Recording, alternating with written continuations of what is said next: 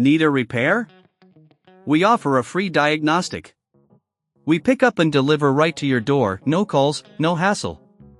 We send you an estimate before fixing anything, and only proceed if you approve it. Convenient, transparent, and professional. Link in bio/description. Replacing the motor in your Dyson SV14 vacuum cleaner can seem daunting, but with the right tools and guidance, you can do it yourself. Let's dive into the process step by step. Tools you'll need: Phillips screwdriver, flathead screwdriver, Torx screwdriver T15, pliers, a clean cloth for dusting. Step 1: Preparation. Before starting, make sure your vacuum is completely unplugged. This is crucial for your safety. Lay the vacuum cleaner on a flat surface, preferably on a workbench or table. Step 2: Remove the dust canister. Press the button to detach the dust canister from the main body. This will give you better access to the motor area. Clean any debris from the canister while you have it removed. Step 3: Unscrew the main housing. Using your Phillips screwdriver, remove the screws securing the main housing. There are typically 6 screws located around the motor housing. Keep these screws in a safe place as you'll need them later. Step 4: Disconnect the battery. After unscrewing, gently lift the housing to reveal the internal components.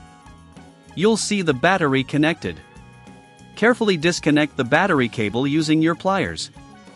If you encounter any resistance, double-check for any hidden screws. Step 5: Remove the old motor. Next, you'll need to unscrew the motor. Use the Torx screwdriver to remove the screws securing the motor in place. Once unscrewed, gently pull the motor out of its housing. Be cautious of any wiring connected to it. Step 6: Clean the interior. Before installing the new motor, take this opportunity to clean the interior of the vacuum. Use a clean cloth to wipe away dust and debris. This will help maintain optimal performance. If you feel overwhelmed or lack the tools for this step, remember we offer professional diagnosis without obligation, ensuring your vacuum is in the best condition possible. Step 7: Install the new motor. Take your new motor and align it with the housing. Secure it using the same screws you removed earlier. Ensure it's tightly fitted, as any loose connection could lead to operational issues. Step 8: Reconnect the battery. Reconnect the battery carefully, ensuring the connections are tight.